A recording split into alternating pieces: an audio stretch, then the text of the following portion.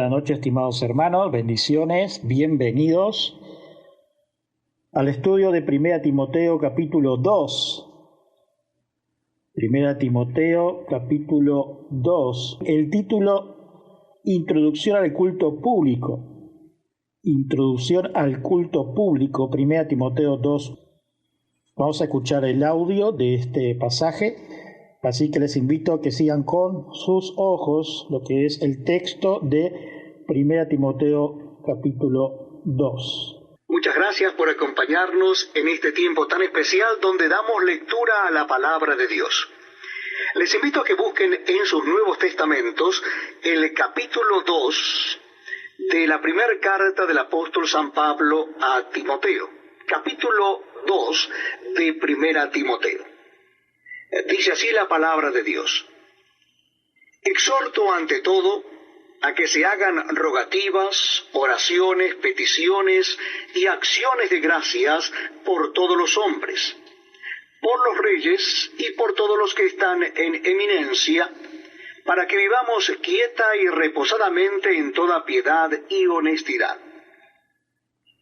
Porque esto es bueno y agradable delante de Dios nuestro Salvador, el cual quiere que todos los hombres sean salvos y vengan al conocimiento de la verdad.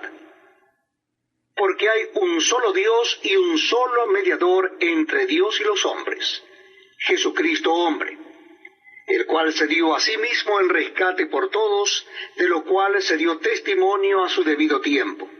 Para esto yo fui constituido predicador y apóstol. Digo verdad en Cristo, no miento, y maestro de los gentiles en fe y verdad.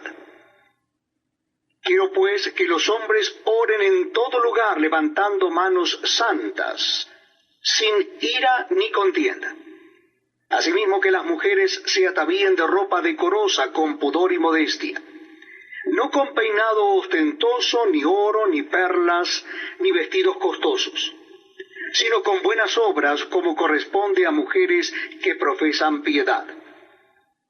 La mujer aprenda en silencio con toda sujeción, porque no permito a la mujer enseñar ni ejercer dominio sobre el hombre, sino estar en silencio. Porque Adán fue formado primero, después Eva. Y Adán no fue engañado, sino que la mujer, siendo engañada, incurrió en transgresión.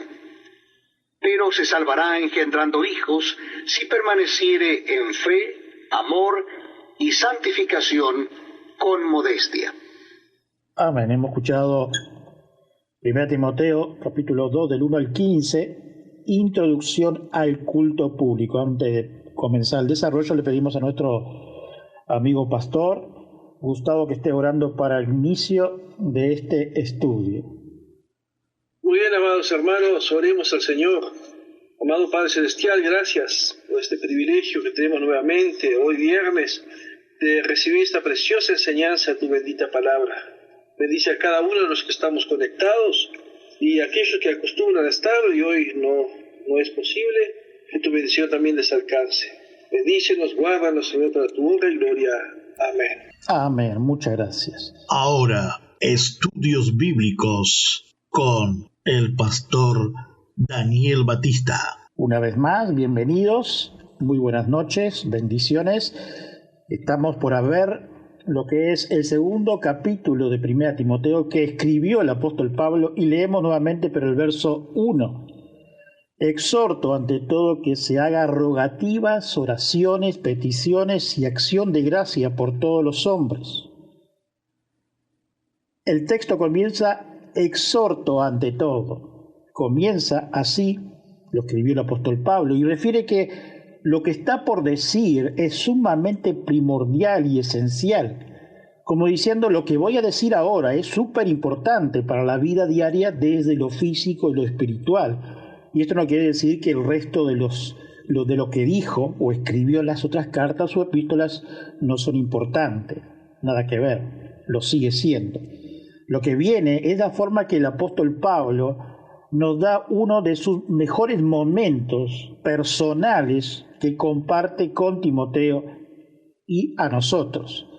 El texto sigue diciendo, a que se hagan rogativas o súplicas, dice en otras versiones. Esto quiere decir, es simplemente pedir perseverantemente. Es simplemente pedir perseverantemente. Oraciones es una palabra amplia, un gran abanico de comunicación con el Señor en situaciones donde la esencia es depositar todo nuestro ser, nuestro querer en Cristo Jesús, ya que Él es nuestro sostén, no hay otro. Sigue diciendo el texto, peticiones, esto concierne a todo, desde lo espiritual, emocional y físico. Y acciones de gracia. Esto nos lleva a recordar que el Señor de señores, Rey de reyes, nuestro Jesús, es nuestra fuerza y escudo, confianza, nuestra gran ayuda en los tiempos difíciles o de dificultades, como dicen los textos bíblicos, dándole alabanza por su gran amor, todo porque Él nos ha dado la fe. Dice 1 Tesalonicenses 5:18, dad gracias en todo, porque esta es la voluntad de Dios para con vosotros en Cristo Jesús.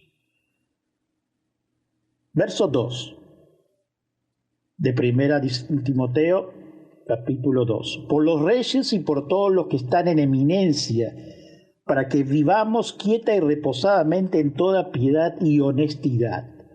Los cristianos primarios fueron acusados de socavar al Imperio Romano, al propio César por el Señor Jesucristo, aunque era buenos ciudadanos frente a los impuestos que pagaban. Dice Romanos 13 del 1 al 7, sométanse todas personas a la autoridad superior, porque no hay autoridad sino de parte de Dios, y las que hay por Dios han sido establecidos. Estamos leyendo Romanos 13 del 1 al 7. De modo que quien se opone a la autoridad, a los establecidos por Dios, resiste, y los que resisten acarrean condenación para sí mismo. Verso 3 de Romanos 3. Porque los magistrados no están para infundir temor a lo que hacen el bien, sino al malo. ¿Quieres, pues, no temer la autoridad? Haz lo bueno, y tendrás alabanza de ella, porque es servidor de Dios para tu bien, pero si hace lo malo, teme, porque no en vano lleva la espada, pues es servidor de Dios, vengador para castigar al que hace el malo. Verso 5 de Romanos 13. Por lo cual es necesario estarle sujeto, no solamente por razón de castigo, sino también por causa de la conciencia.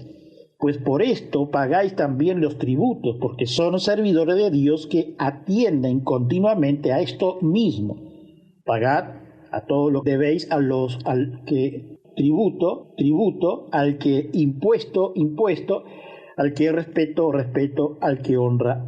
Hemos leído Romanos 13 del 1 al 7 a referencia del versículo 2 de 1 Timoteo capítulo 2. Textualmente tenemos la oración del patriarca Jacob o Israel al propio faraón Pepi, y leemos, y Jacob bendijo a Faraón y salió de la presencia de Faraón, Génesis 47:10. También vemos un ejemplo de la oración registrada por uno de los padres de la iglesia, Tertuliano, que dice, líder de la iglesia primitiva, y explico, oramos por todos los emperadores para que Dios les conceda una larga vida, un gobierno seguro, una familia próspera, tropas vigorosas, un senado fiel, un pueblo obediente en el mundo entero, en paz, y para que Dios conceda así al César como a todo hombre el cumplimiento de sus justos deseos. Esto transcribe en su comentario Clark. Cuando oremos, no solo pidamos por nuestro gobernante de turno o del país que vivamos, y que lo hagamos como un cristiano bíblico. Los cristianos, no deben de pedir o recibir favores de los gobiernos o de los políticos de turno. Veamos el texto, versículo 3, porque esto es bueno y agradable delante de Dios nuestro Salvador, el cual quiere que todos los hombres sean salvos y vengan al conocimiento de la verdad. 1 Timoteo capítulo 2, verso 3. Venimos en el transcurso de una oración donde debe tener un final evangelístico. Así hemos leído el versículo 4. El objetivo es que estemos siempre bajo Cristo. Ese es el objetivo que deja que las buenas nuevas corran, enfrentando y derribando los muros del pecado, con la libertad y la gloria que Cristo nos da. Solamente la palabra de verdad de las buenas nuevas de Cristo abre el conocimiento del hombre muerto, donde le vuelve a la vida por medio del Señor, donde cada escogido, como nos dice el verso leído, que todos los hombres sean salvos y vengan al conocimiento de la verdad. Sin ella, nadie puede conocer a Cristo, a sabiendas que es obra del Espíritu Santo que actúa en la persona escogida. Oremos para que las personas que apreciamos, Dios tenga misericordia. Veamos ahora los versículos 5 al 7 que dice: porque hay un solo Dios y un solo mediador entre Dios y el hombre, Jesucristo hombre, el cual se dio a sí mismo en rescate por todos, de lo cual se dio testimonio a su debido tiempo. Para esto yo fui constituido predicador y apóstol, digo verdad en Cristo, no miento, y maestro de los gentiles en fe y en verdad. Pablo concluye con la afirmación de las grandes verdades de la fe cristiana. Primero, hay un solo Dios, dice Berkeley en su comentario. No vivimos en un mundo como el que los gnósticos inventaron con sus teorías de dos dioses hostiles entre sí. No vivimos en el mundo como el que suponían los paganos con su horda de dioses. A menudo hay rivales entre sí. Los misioneros no dicen que uno de los grandes alivios que trae el cristianismo a los paganos es la convicción de que no hay más que un solo Dios. Viven constantemente aterrados con los dioses y es para ellos una emancipación el descubrir que no hay más que un solo Dios, cuyo nombre es Padre y cuya naturaleza es el amor, no dice Berkeley en su comentario. Punto 2. Hay un solo mediador. Aún los judíos habrían dicho que hay muchos mediadores entre Dios y el hombre. Un mediador es uno que se coloca entre dos partes y actúa como intermediario. Para los judíos, los ángeles eran mediadores. Plutarco decía que era un insulto a Dios el concebir que estuviera de alguna manera involucrado directamente en el mundo. Estaba en la relación con el mundo solamente a través del ángel y demonio y semidemonio, que eran, por así decirlo, su relación pública. El hombre no tenía acceso directo a Dios, ni según el pensamiento judío, ni según el griego. Pero por medio de Jesucristo el cristiano tiene ese acceso directo que nada puede interrumpir. Además, no hay más que un solo mediador. Nos dice Berkeley en su comentario. Es precisamente porque hay un solo Dios y un solo mediador por lo que los hombres son hermanos entre sí. Pablo pasa a llamar a Jesús el que dio su vida en rescate por todos, o por mucho, como dice el texto.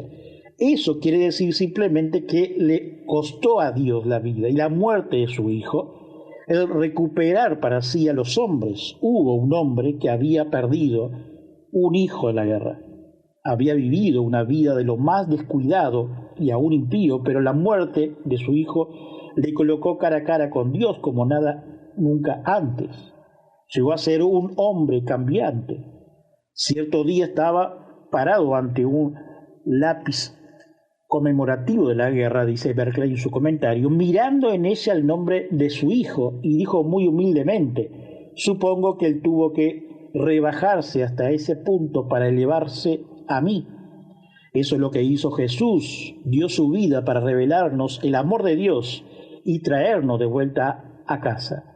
Entonces Pablo reclama para sí 4 opciones. Uno es una heredad de la historia de Jesucristo. Un heraldo es uno que hace un anuncio y que dice esto es la verdad.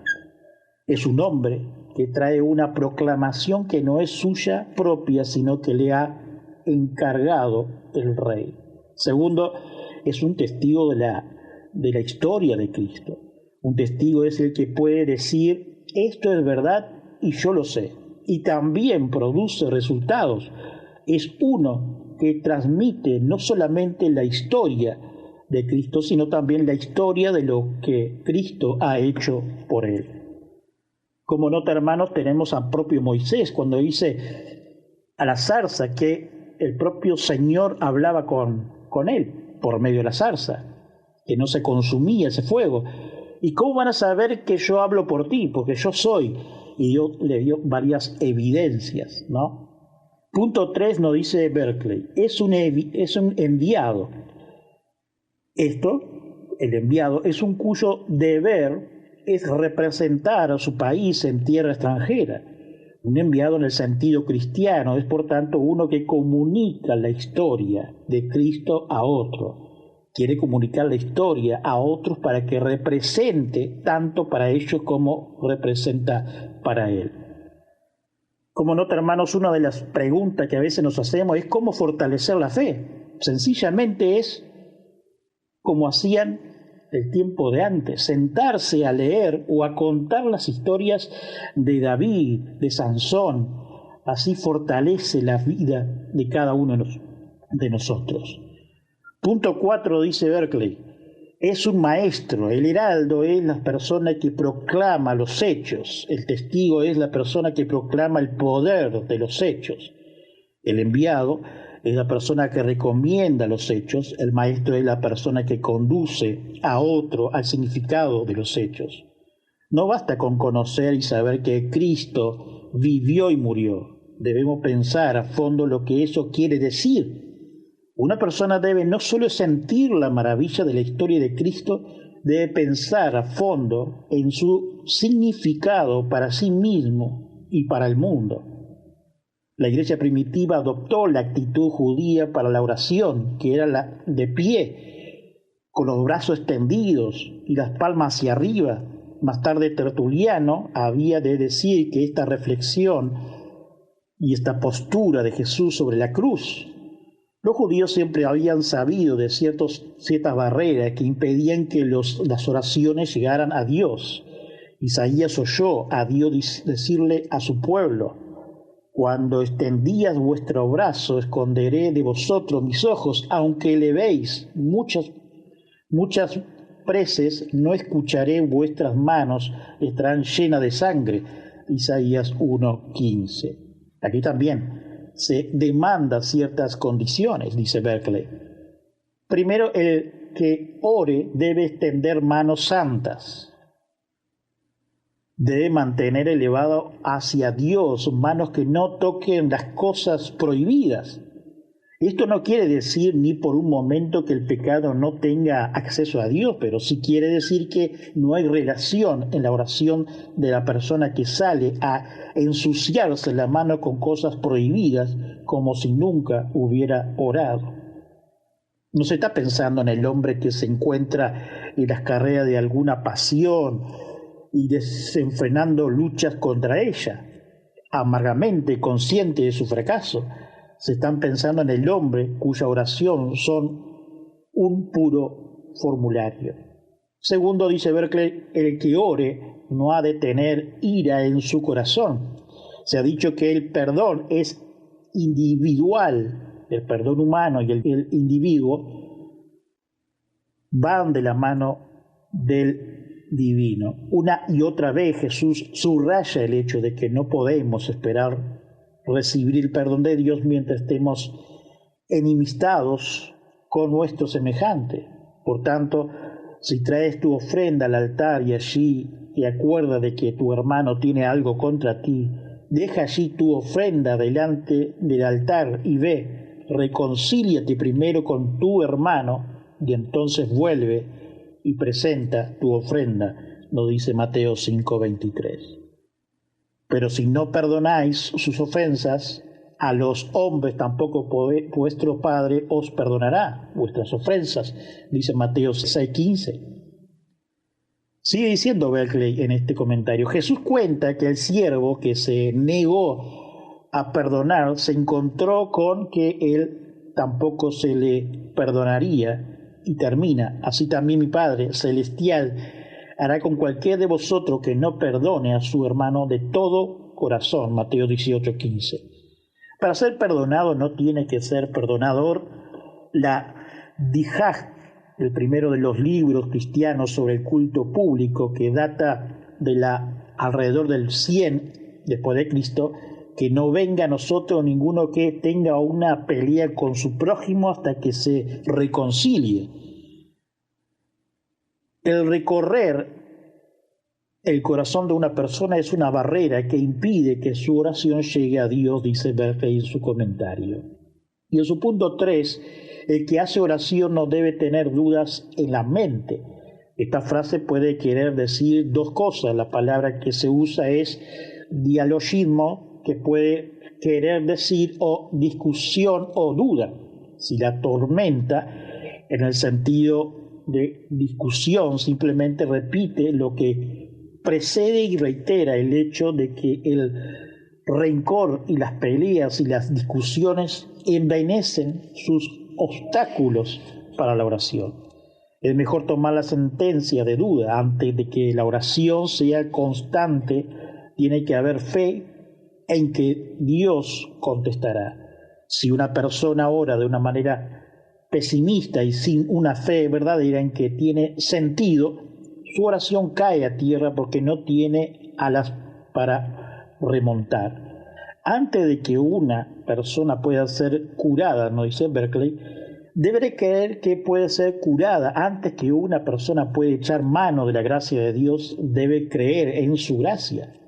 Debemos dirigir a Dios nuestras oraciones en completa confianza de que Él escucha y contesta la oración, nos dice Berkeley.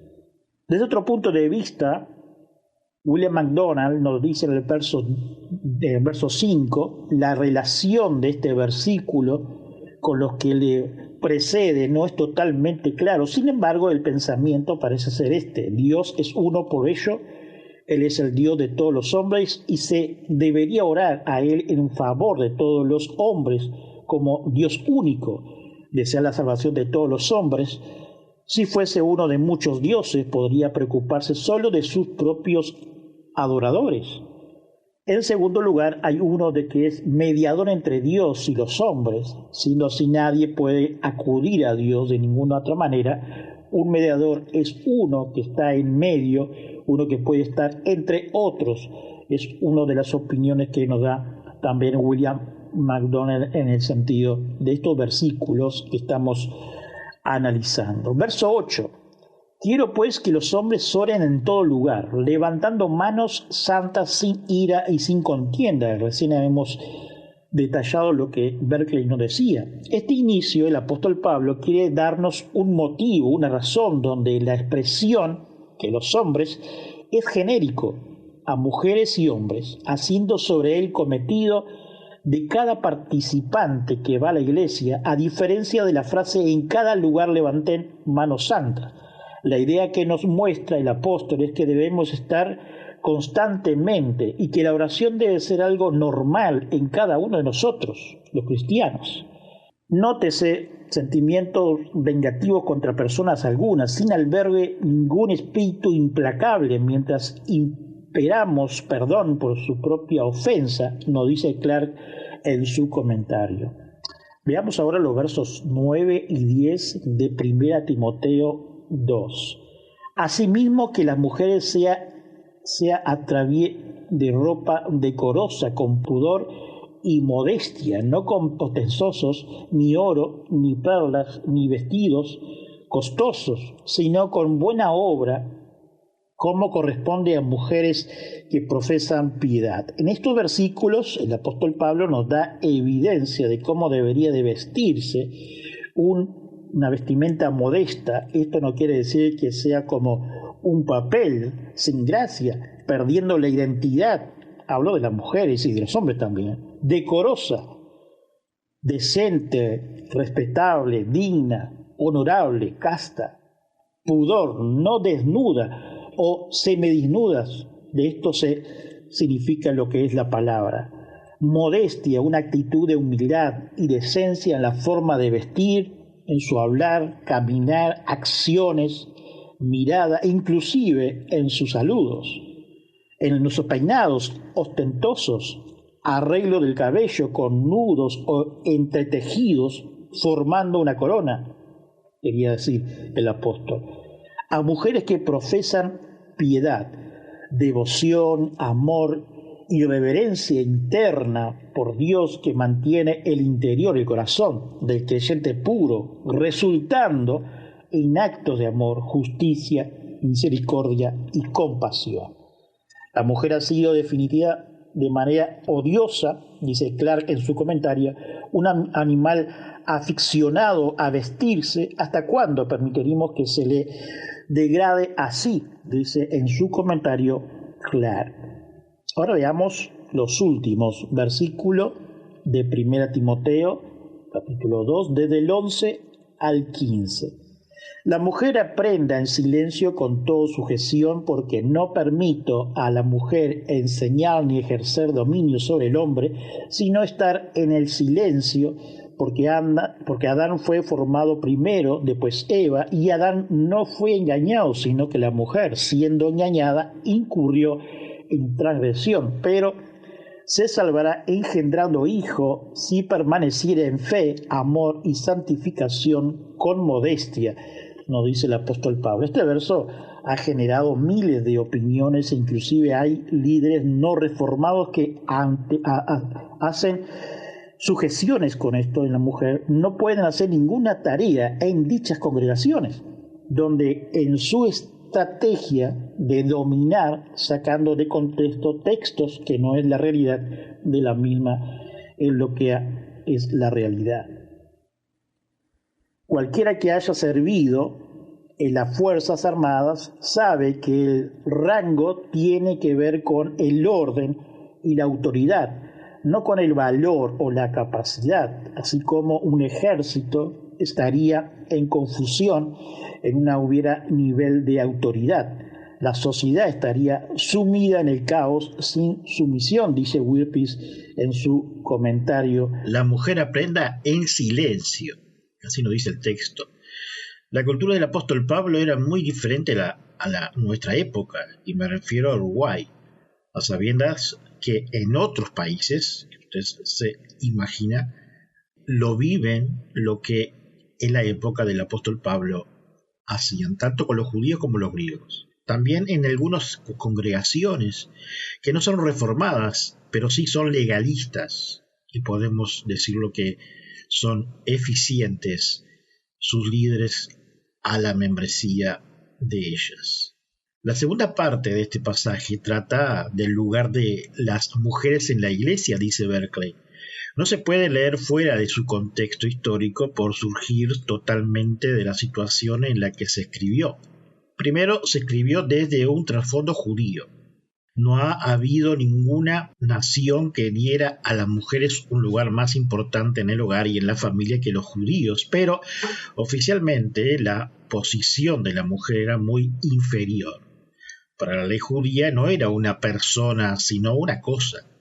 Estaba totalmente a disposición de su padre o de su marido. Se le prohibía aprender la ley. El instruir a una mujer en la ley era echar perlas a los puercos. Las mujeres no tomaban parte del culto de la sinagoga.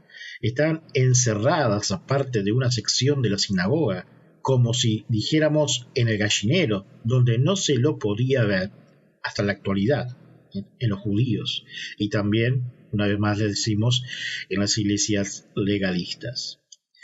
Un hombre iba a la sinagoga para aprender, pero como muchos, una mujer iba para oír.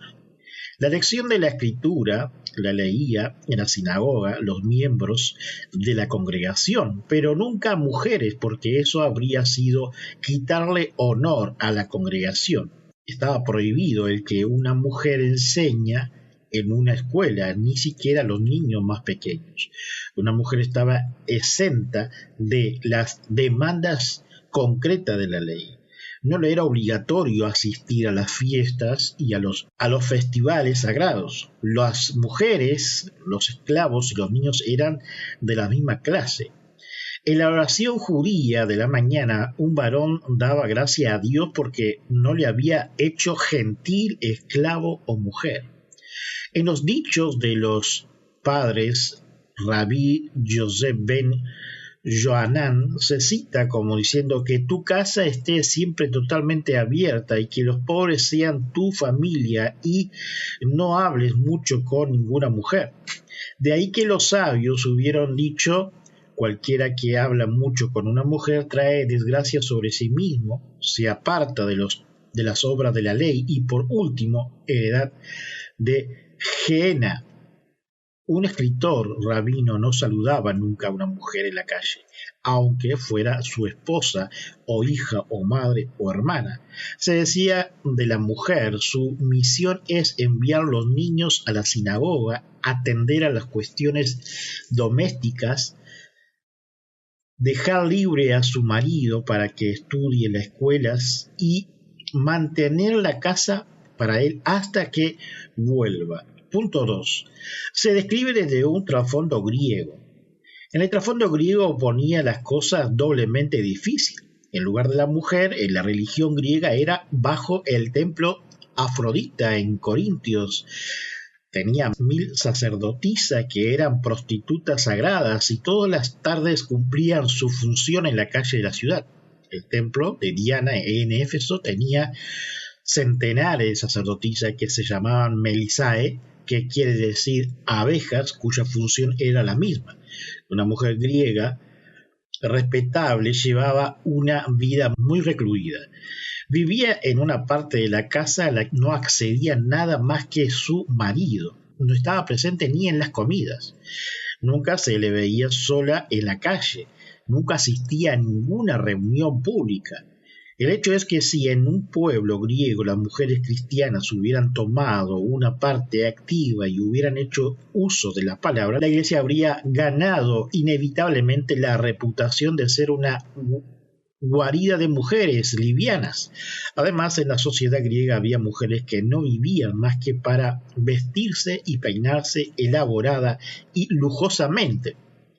Plino nos cuenta que hubo una novia en Roma, Lolia Paulina, cuyo vestido de boda costó el equivalente a 100 millones de pesetas o $1 millón.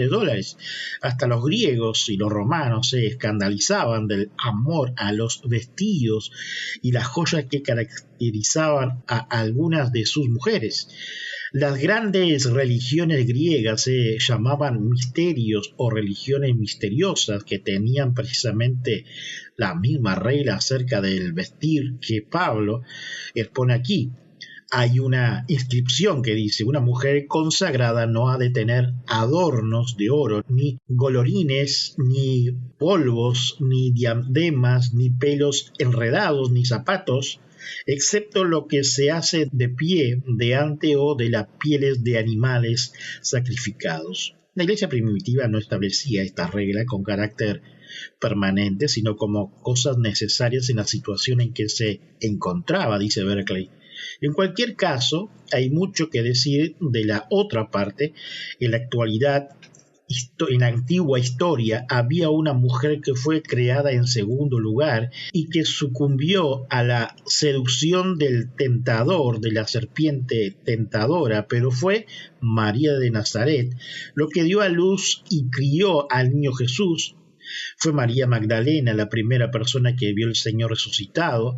Fueron 4 mujeres de entre todos los discípulos las que se mantuvieron a la pie de la cruz. Priscila, con su marido Aquila, eran maestros apreciados en la iglesia primitiva, que condujeron a Apolo al conocimiento pleno de la verdad. Allí en Hechos 18:26, y dice: y comenzó a hablar con denuedo en la sinagoga, pero cuando le oyeron Priscila y Aquila, le tomaron aparte y les pusieron más exactamente el camino de Dios. Evodia y Sintique, a pesar de sus desavenencias, eran mujeres que trabajaban en el Evangelio. Allí en Filipenses 4:2 dice: ruego a Evodia y a Sintique que sean de un mismo sentir en el Señor.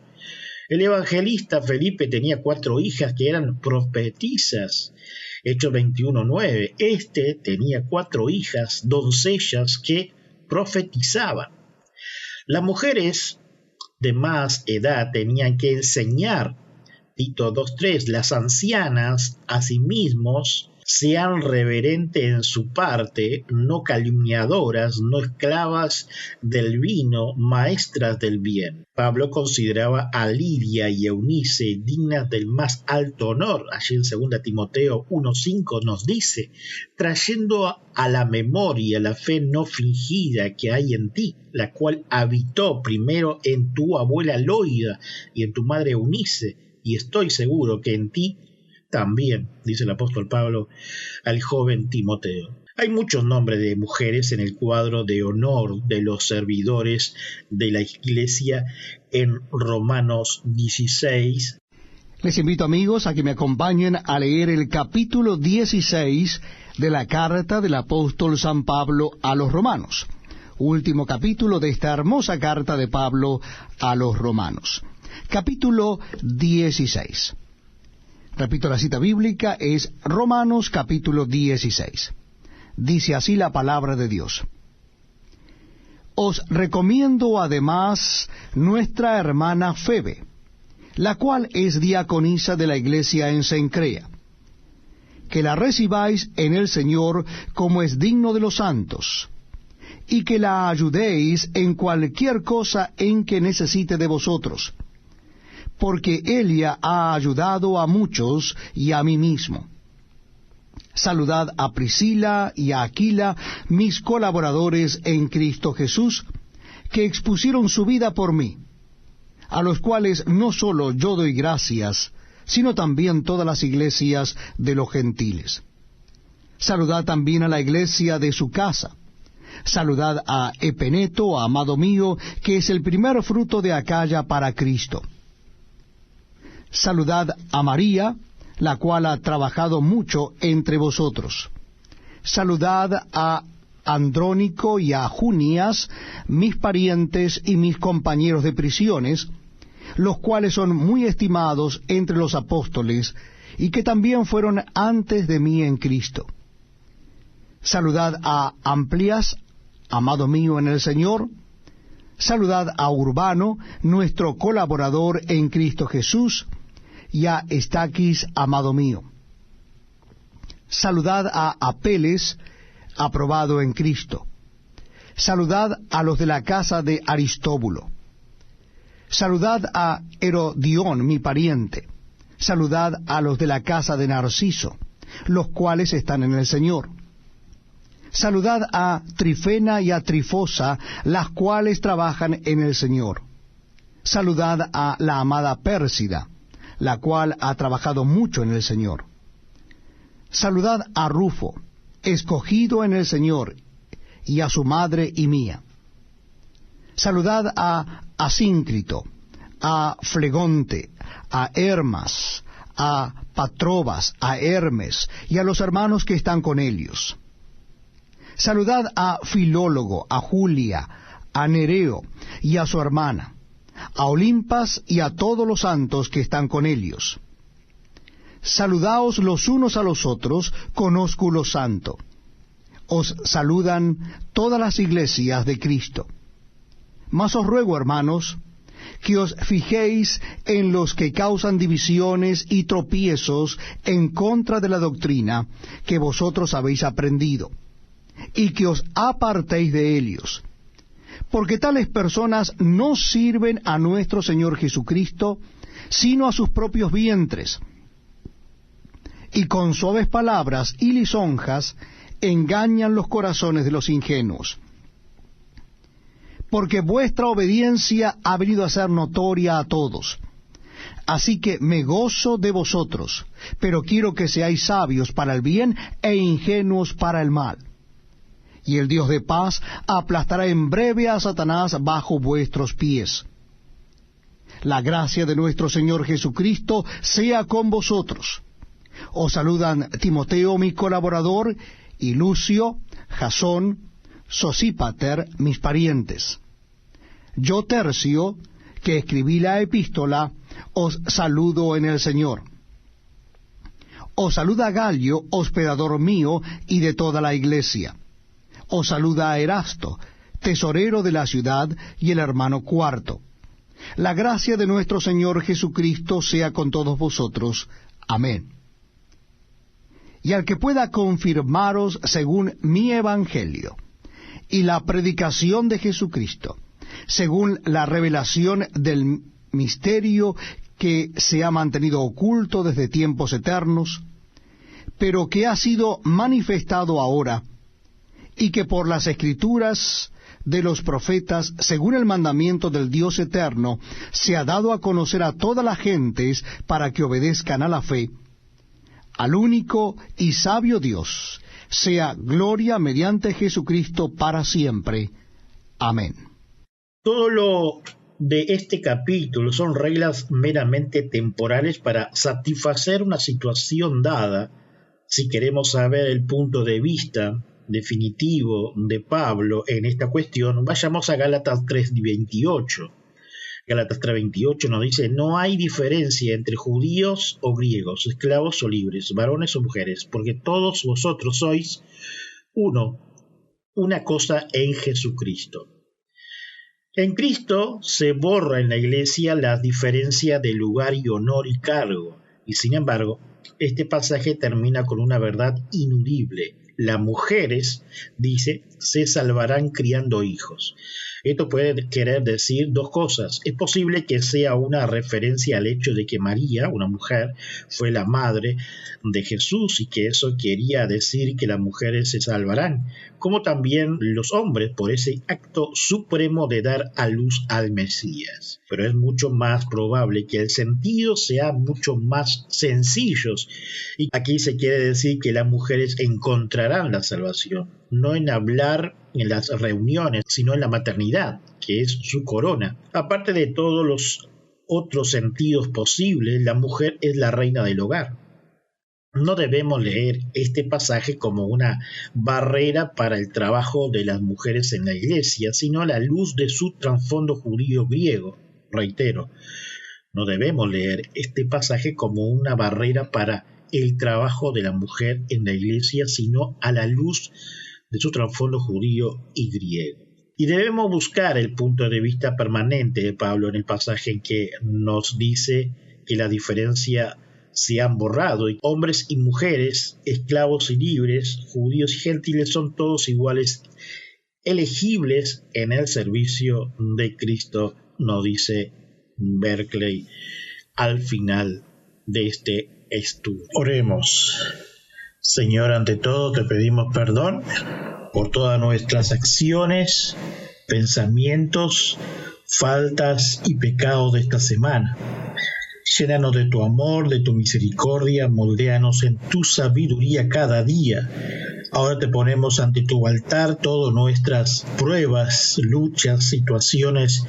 Confiamos cada día en tu fidelidad. Gracias de antemano te damos, Señor, ya que no somos merecedores de nada.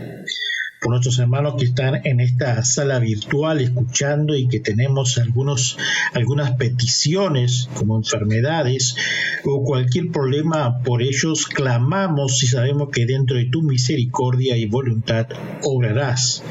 Por nuestros conocidos te pedimos, por nuestro amigo Pastor Gustavo, su familia, congregación, sus líderes allí en Rivera, sus reuniones y los futuros proyectos. Te pedimos por el pastor Gustavo y Erika, su congregación en Toledo, Canelones, que provea de medios y recursos para su construcción de su iglesia y suplas de cada necesidad de los hermanos. por los hermanos y amigos que nos escuchan por las redes sociales y nuestra emisora Radio Reformada. Cristo amado, por los hermanos que están pasando problemas emocionales, psicosomáticos, espirituales e inclusive económicos. Tú estés tomando el control y enseñando a cada uno por medio de tu escritura. Pedimos que provea de trabajo a quien los necesite, herramientas para los emprendedores y clientela, sabiduría para quienes están estudiando para su proyecto de vida, inteligencia para los futuros pastores, ancianos y diáconos de las congregaciones de sana doctrina que conocemos. Seguimos orando por los matrimonios, que seamos fieles en tu palabra, condúcenos por medio de tu escritura y capacítenos con tu Espíritu Santo para que instruyamos en lo moral y ético con sabiduría a nuestros hijos. Gracias, Padre bueno. Por cada familia pastoral de cada congregación que lleva tu sana doctrina en diferentes países del mundo y a todos aquellos que conocemos que son amigos en Uruguay. También oramos por los misioneros que quizás en este preciso momento están siendo apresados, privados de su libertad, que están lejos de su familia llevando las buenas nuevas de Cristo en lo recóndito de este mundo. Padre eterno, por sus matrimonios, sus familias y sus hijos. Oramos por cada congregación, misión o agencia misionera de sana doctrina que están en los países que son difícil la evangelización y sostener una congregación. Señor, estés protegiendo y dando sabiduría e inteligencia. Confiamos, Cristo, dicha protección. Te ponemos en tu presencia, Señor, a los gobiernos de cada país del mundo, presidente, vicepresidente, parlamentos, senadores, diputados y ministros y entes autónomos. Padre, te pido sabiduría para cada uno de los nombrados.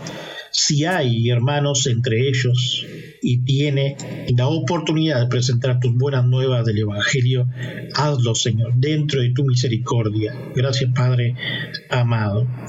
Cristo Jesús, te ponemos ante tu presencia a cada país que están enfrentando alguna pandemia, por los médicos, enfermeros y también por el sistema socioeconómico de cada país. También por los emigrantes de diferentes lugares de la tierra. Tú estés obrando y supliendo las necesidades a las congregaciones que auxilian a las familias emigrantes. Padre, te pedimos por los habitantes y los cristianos en que hay guerras y los países circundantes. Resguárdalos con tu gracia. Tu palabra habla y dice, nación contra nación. Ya nos advertiste, aunque clamamos por tu misericordia y beneplácito. Señor amado, gracias.